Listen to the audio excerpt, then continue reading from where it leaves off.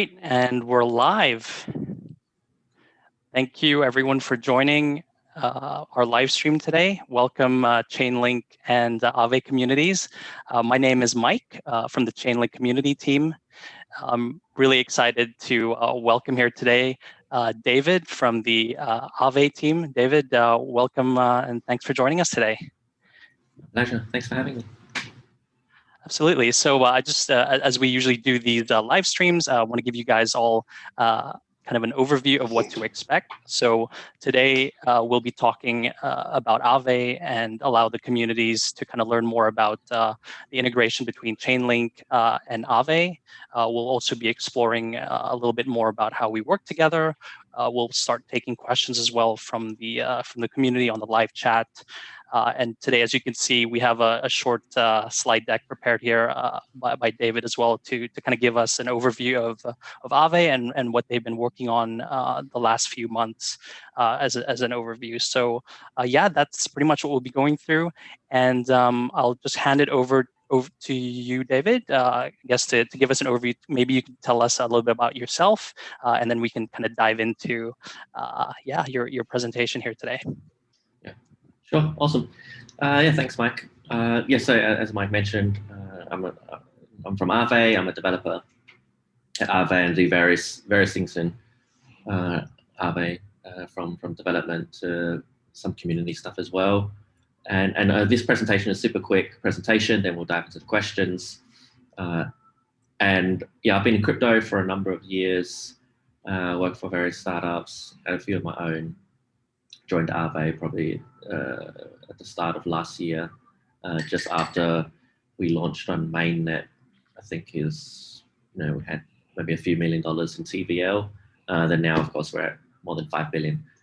So it's been just a absolute crazy ride, crazy fun ride. So yeah, happy to talk about it. So for those that don't know, Aave is what we call a liquidity protocol. So what that means is users, they interact with the Aave protocol smart contracts directly. So on one side, like on the diagram here, on the left-hand side, we have depositors, and depositors deposit their assets into the Aave protocol, and as a result, they earn interest, and that interest is based on certain parameters in the protocol, like utilization or certain, let's say, levers that are tuned depending on the asset. And then on the right-hand side, on the other side, we have borrowers. And borrowers, they can take a loan as long as they have a collateral position in the protocol, and they can take loans at either a stable or variable interest rate, and they pay back these loans at any time. So it's pretty special. The loans can be for as long as they want them to be, or as short as they want them to be, and depositors can deposit and earn interest for as long as they want as well. So as I mentioned, since launching on mainnet, probably in, I think it was January 2020, so it's been a bit more than a year now. We've since grown, had crazy growth, now more than 5 billion total value locked, and the market size, this number is a bit outdated, as you can see, from February 9th, but around 5 billion market size. So we're one of the larger or the top DeFi protocols out there. Then also we have the staking contracts, which I can also go into as well. This is another way for users to earn interest using the Aave token, but at the same time they provide safety, like a backstop for the protocol as well. And there's more than $1.5 billion currently staked, becoming sort of a protection fund for the protocol. We also have a decentralized governance, and that's what the Aave token is mainly used for. So that's already underway, and here's a screenshot of our governance forum. And there's many proposals happening, and that's how assets get listed in Aave now. So just a quick overview: the main protocol features, specifically the version 2, are the standard sort of lending features of earning when you deposit assets, and when you deposit assets, you receive a tokenized version of your deposit. We call that A tokens, and A tokens are one-to-one pegged. to the underlying. So if you deposit 100 DAI, you also get 100 A DAI in return. Once you've done that, you can also borrow, and that can borrow any of our assets. I think we have more than 20 something, 25 assets across various markets that you can borrow at varying interest rates. And we have two types of interest rates: a variable, which is essentially a spot interest rate that changes based on various protocol parameters. Then also we have a stable interest rate, which is much more stable than the variable interest rate, and you can essentially lock that in most scenarios for as long as you need. And then of course we have credit delegation, and maybe we can dive deeper into credit delegation and flash loans in the Q&A. But essentially, credit delegation is it allows uncollateralized loans. So someone else will deposit collateral, and then they can essentially give that credit to someone else, delegate that credit to someone else. And then flash loans are also another version of uncollateralized loans, but that is you can borrow as much as you want or need, as long as it's paid back by the end of the transaction. So it's a very blockchain-specific lending feature. And then, of course, as I mentioned, we have governance, and part of the governance is the whole staking mechanism, which is a safety module, which is a backstop or protection mechanism, which I mentioned is more than $1.5 billion, protecting the protocol at the moment. Then also all the listings of the new assets like Balancer and Curve that were recently added to the main Aave market. That was done through governance. And then coming soon, hopefully very soon, we've previously mentioned in various blog posts about L2s, our layer 2 solutions, and we'll probably have a blog post about that coming out soon. Multi-markets, which essentially means that we have one Aave v2 market at the moment, but the plan has always been to have multiple different markets, ones that we've announced previously with things like, as a tokenized real estate markets, or maybe a market that is more of like low cap or high risk assets, or a market that's only stable coins. Things like that, that's where the multi-markets come in. We also have, and a lot of discussions with different institutions to make it easier for institutions to participate in Aave, and as a result in DeFi, and also easier ways for to increase governance participation as well. Then yeah, here's a list of resources. If you want to find out more, of course, I mean, hopefully this live chat helps you find out more. But if you want more after this, feel free to go into the documentation or visit Discord. I'm pretty active on the Discord. And then, of course, our Twitter generally has the latest news. So that's all the quick slides I have for now. I think, Mike, we can probably jump into the Q&A section now, if you want. Yeah, absolutely. Thank you for that overview, David. Very, very informative. Really appreciate you putting those slides together. What I found really interesting there was kind of what you were sharing about the staking contracts. Is there more that you could probably share about that? How does that work and all that? Yeah, definitely. It's the staking contracts is part of a wider upgrade to the protocol that we called Aavenomics. It was a sort of a refactoring of the tokenomics. So when we migrated from Len token, it used to be called Len token, to the Aave token, there was a lot of features that got rolled out, and the safety module was part of it. And so the way it works is that you can earn interest by staking or depositing your Aave into the safety module, and the interest is pretty high. So there's two ways to stake. You can stake pure Aave, or you can stake Balancer LP tokens, because we have a Balancer pool as well. And let's say it's probably like 5%, 6% for currently for the pure Aave staking, and for the Balancer LP tokens, hovering probably at 30-40%. Previously it was 130% or something like that. But that's just on the Aave side. So Aave has a ecosystem incentives vault, and that's like a huge amount at the moment. But that's where those funds come from. And when you stake, you're essentially saying that I'm putting up some Aave tokens to form a backstop for the protocol. So if an event happens in the protocol, whether it's some smart contract vulnerability or something happens where funds are lost, up to 30% of the funds that I staked can be used to backstop the protocol to essentially make those people that lost money whole again. So that's really helped with I guess institutions and individuals just to have gained more trust in the protocol because they know that that protection fund is there. And also it's a great way if you trust the Aave protocol like I do, then you can safely stake tokens there and earn some pretty good interest. And then just quickly as well, because I mentioned the pure Aave staking, and also we have the balancer pool LP tokens.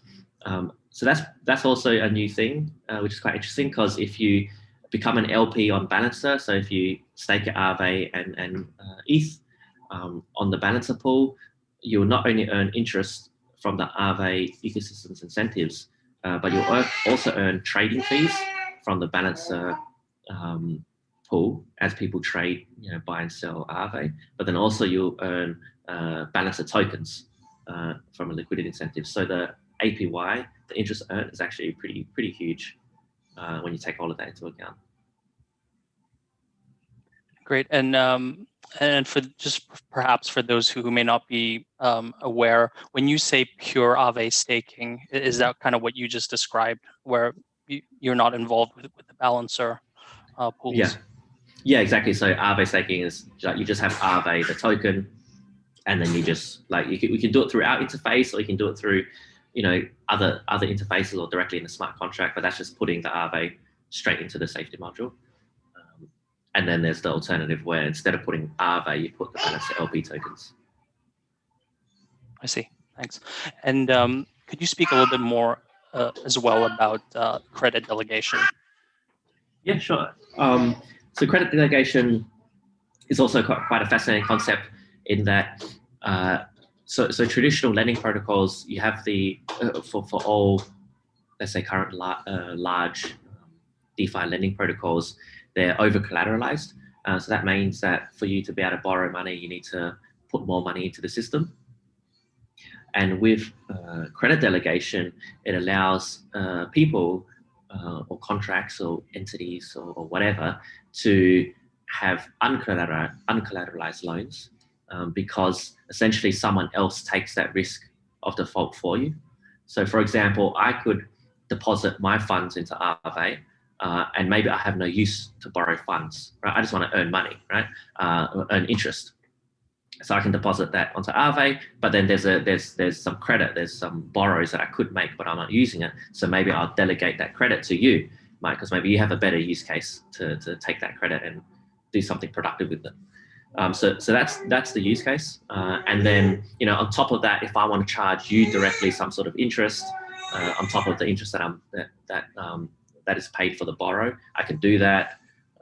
We've had use cases of where business to business loans have happened through that. For example, I think in version 1 credit delegation, we had the use case of Diversify, which is a DEX, decentralized exchange. They use credit delegation to get liquidity for wrapped BTC without having to have a position in Aave, which is pretty cool from an exchange perspective because it enables a lot of different features where they don't necessarily need to have those assets on their books to be able to make use of it. Yeah, great. Another thing I wanted to dig a little bit deeper on, and I found really interesting as well in that presentation you were sharing, was kind of you mentioned that easier governance is coming along, and perhaps this is also an opportunity for you to share a little bit more about, what does Aave think of in its vision for governance at a higher level, and where is that leading to? Well, I mean, like a lot of DeFi protocols, we have a process of progressive decentralization, and eventually the vision would be that the protocol is fully decentralized and only Aave token holders will govern every part of the protocol, from asset listings to upgrades to things like that. When we were originally looking to do the decentralization mechanism through governance. We looked at what was on the market, and we decided that the standard governance contracts that were used currently didn't have certain features that we wanted. So we created our own, like Aave governance, and they're open source, so other protocols can use them. And we do have a few projects, other protocols, DeFi protocols that are migrating to the Aave governance model. But essentially, it allows for, let's call them protocol politicians. So where if you have Aave tokens, you can delegate your voting power so other people can vote for you, or you can only delegate your proposition power. And the proposition power is a power to make proposals. Right, so it creates some interesting dynamics where certain people, maybe they'll just be like a politician that propose, new upgrades or new things to the protocol, but then you still get the power to vote on various things without having to delegate that, or you can delegate both powers. So we have those things from a sort of making governance easier perspective. Working to integrate the Aave governance mechanisms and delegation mechanisms into various clients, like front ends. So you can already do it on the Aave website, but also we're looking at integrations of other products. And there's quite a few popping up these days that will help with governance management, I guess. Great. And we also wanted to know, I guess, moving from V1 to V2 was a huge milestone for Aave. Could you perhaps give us a brief overview of kind of the key differences between, the two, V1 to V2, that jump? Yeah, sure. So I mean, when we released V1, it was we learned a lot from releasing that, and then with V2, there was a ton of improvements. But besides all the gas optimizations we made, one of the big things was early on we were one of the pioneers with flash loans as a new primitive in DeFi, and in V1 we didn't allow flash loans to be used internally, just because they were still so new, and I guess the attack vectors weren't really known. So in V2 we've made it a lot more flexible, where flash loans can actually be used within the Aave protocol. So that enables quite a few powerful features that people could build. For example, in the Aave website, you can swap collateral, or you can swap debt. So that essentially means if you have a loan position already, or let's say if you have a deposit position and you're earning a certain amount of interest, but then there's some other asset where you could earn more interest, like by essentially clicking one button, you can swap your position to that higher earning interest position. When normally you'd have to close one position, then get that asset, and then open up a new position with that asset. So it's turning 3 transactions into one, and that's enabled by flash loans. And then besides that, the flash loan features in V2 also allow batch flash loans. So instead of flash loan just one asset, you can flash loan multiple assets. Then also we have a feature of what we call debt incurring flash loans. So that enables you to flash loan amount and not pay it back by the end of the transaction, but to incur debt. So that can be quite powerful. Then also the other features I mentioned, like we have credit delegation. It's native credit delegation now built into the protocol, and other small things that matter more to developers, that make it easier for developers to use. Yeah, great, exciting stuff. And of course, I have to ask as well. How does Chainlink or how does Aave integrate with Chainlink, and kind of what has your experience been working with Chainlink? Yeah, of course. I mean, we've been big believers and supporters of Chainlink since the beginning. In V1, we use Chainlink oracles and V2, and even with our L2 strategy and multi-markets, that the plan is to also use Chainlink as oracles. So yeah, it's been invaluable. There have been previous in the past with other lending protocols where they had issues with their oracles because they weren't using Chainlink. But we didn't have any of those issues. Let's say back in was it March, or what we call Black Friday, that event. So you know, I think Chainlink helped us a lot. Yeah, and we rely on Chainlink a lot.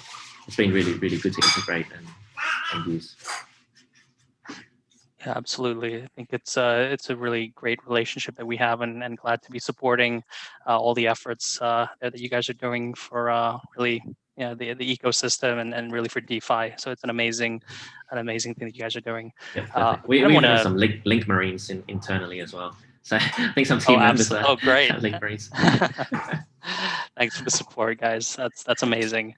I'd like to kind of shift the conversation, I guess, towards more on the community side of things. And of course, Aave has a very sizable community, having been one of the first movers really in the space. And there's a lot of excitement. You talked about governance earlier, and of course, the community plays a massive role in any project really in our space. And was wondering if you could talk a little bit about who the users are of Aave, and where where do they usually hail from? It's an international community, and yeah, maybe you could share a little bit about that. Sure. I mean, so I guess it's from my experience on the Discord and through various hackathons, because I'm a native English speaker and really only sort of talk to the English speaking community. That's sort of where I've seen a lot of community. We have like on one of some pages, maybe the docs page, we have like Google Analytics, and we see some of that data. But to be honest, because in Ethereum or in the blockchain, we don't necessarily care who people are or where they're from. It's just like you connect your MetaMask or your wallet, and that's it. And then you just interact permissionlessly. So we actually don't really have that much data on like geography and things like that. All we have is sort of anecdotal guesses of like, okay, on Discord, it's more basically all English, but then we have like a Chinese a channel, a Korean channel, a Spanish channel, and things like that. I think, looking towards Asia, we have maybe start the end towards the end of last year and this year, we do have a bit of a focus on Asia and Southeast Asia. So we have started to hire some people in the region, running more events, localizing a lot of our content. So we are sort of going down that path recently. That's great. Thanks for sharing that. I'm just looking through some of the questions coming in from the live chat. A lot of excitement here. So, of course, one of them has to ask about the kind of the L2 solutions or L2 technology that you're looking to implement. Obviously, I think you hinted a bit about that a little bit in the presentation. Is there anything more you could share about that? You're working on it. We know exactly. L2's coming. Yeah, it's coming, and I think if you've been keeping tabs on the sort of the ecosystem, like there's some probably obvious candidates. I mean, for us as well, of course, being a lending protocol, we need reliable oracles as well. So like a Chainlink, we need access to Chainlink oracles as well. But besides that, we haven't got really anything. I haven't got anything to announce right now. But hopefully, as a company, we'll make some announcements in the near future. Yeah, absolutely. So looking at a couple more questions here. There's a question about how is there a collaboration of Aavegotchi and Chainlink? So actually, I could probably start with my own answer on this. So the Aavegotchi guys are great. We had them at the live stream last week with Jesse and Dan, and yeah, they're basically using Chainlink for the VRF, Chainlink VRF. But is there anything else you want to talk about? Perhaps your collaborations as well, David, with Aavegotchi.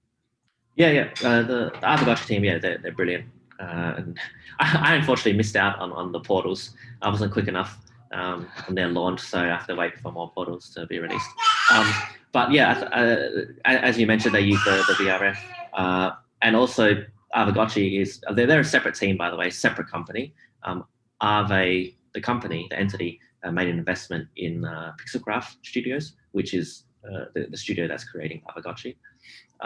But they're a totally separate team. But they rely on Aave protocol to essentially become it's the underlying, each Aave has A tokens underlying it. So indirectly, they're also using Chainlink through Aave because we use Chainlink for pricing. But yeah, like we're good friends and close collaborators with them. Yeah. Great. Absolutely. Looking at more questions here. This one may or may not be a loaded question, but they're asking, will you have a debit card in the future? Okay.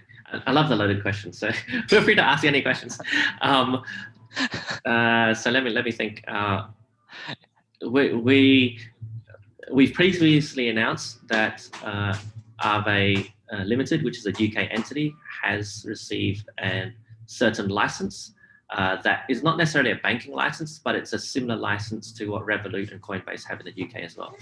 But we haven't made any announcements on products or services in that regard. But that's all I can really say at the moment, sort of in that realm. Yep. Absolutely. He had to try.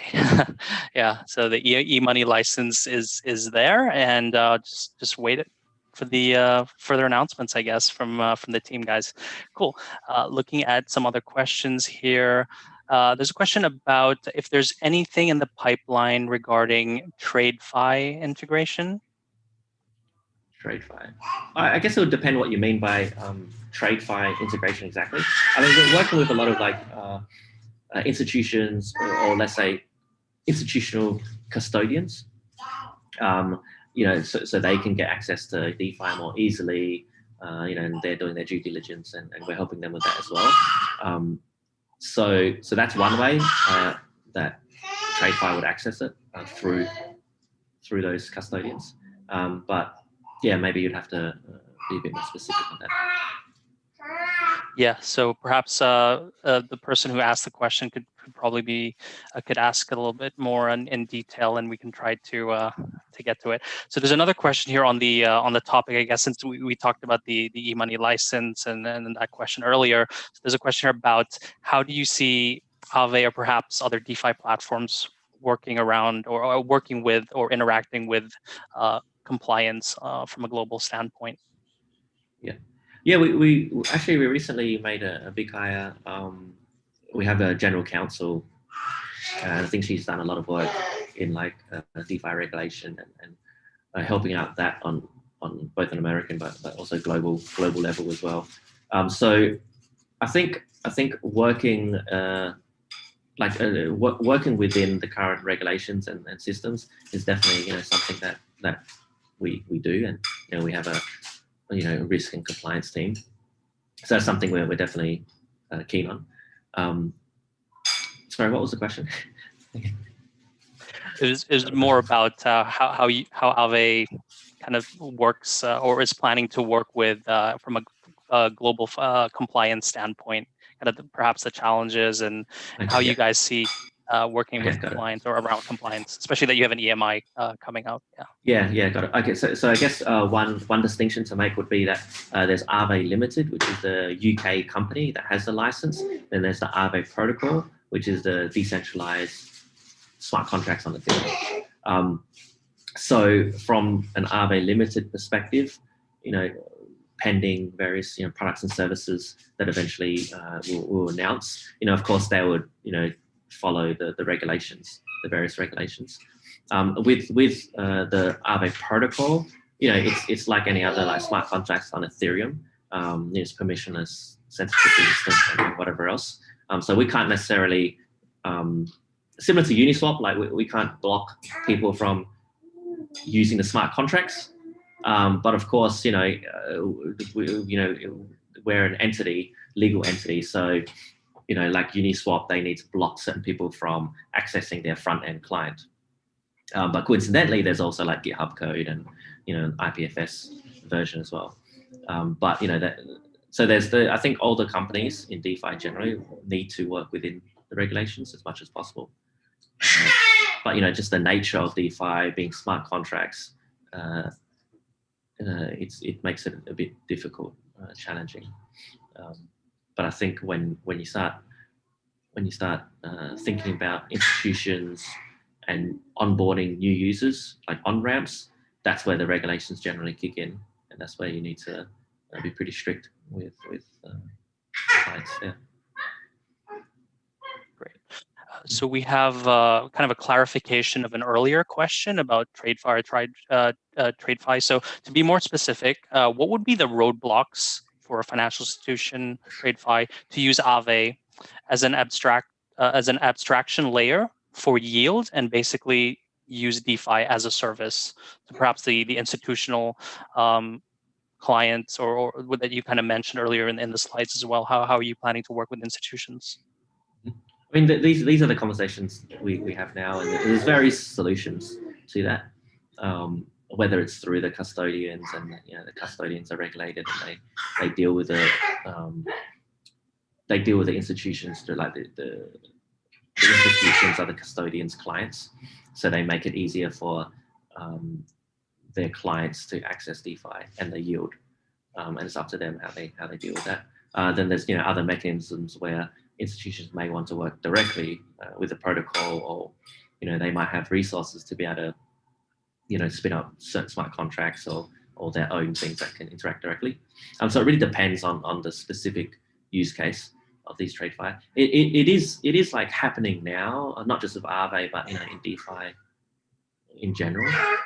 It's just a bit uneven, so you have the really innovative institutions and TradeFi people interacting with DeFi.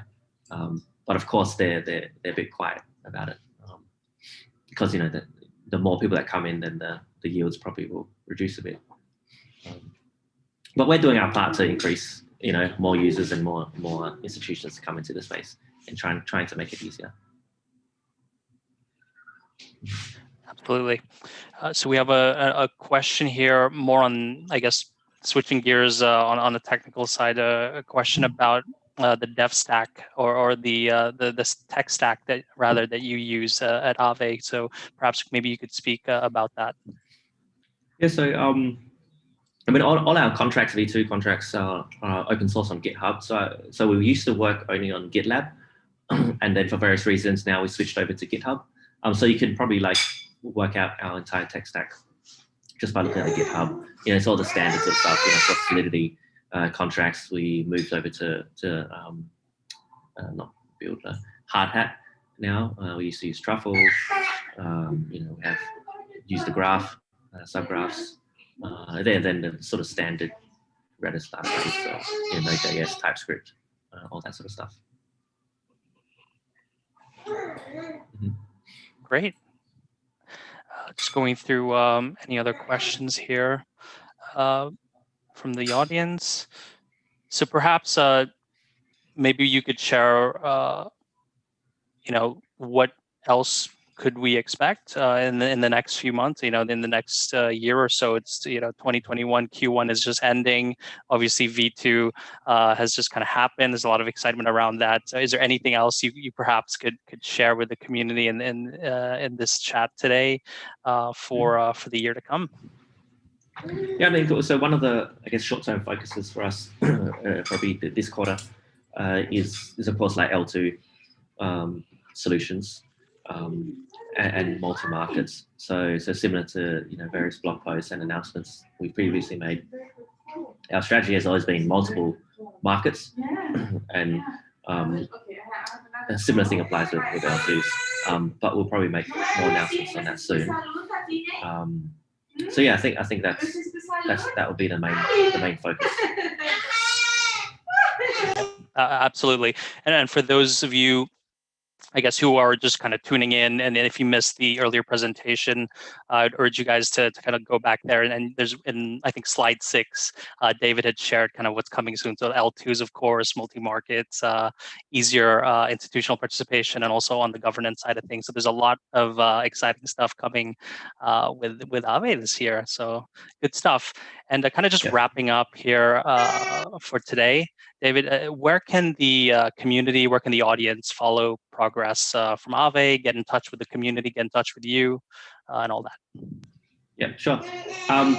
Sorry, I have my baby crying in the background. That's all right. But yeah, so our website, of course, aave.com is the resource. Twitter, follow us there. And if you're a developer wanting to build or do various things like that, our docs. So if you go docs.aave.com, there's both like developer docs, but also some people really into like the risk, sort of how we think about risk and parameters and those sort of things, valuation mechanisms. So that's all there. So we have quite a lot of docs. I don't think we have as much as Chainlink docs. They're pretty good, but we have quite a few docs. And then of course our Discord. Feel free to ask questions on our Discord. I'm normally hanging out there, and also Pablo is there as well. Great, and we'll be sure to add all the links of what you just talked about earlier, the docs and obviously the Twitter and the Discord's links. So that sounds good. Thank you everyone for joining us. David, thank you so much for sharing with us all the good stuff that you guys have been cooking up at Aave. Thank you so much for joining us. All right. My pleasure. Thanks for having me.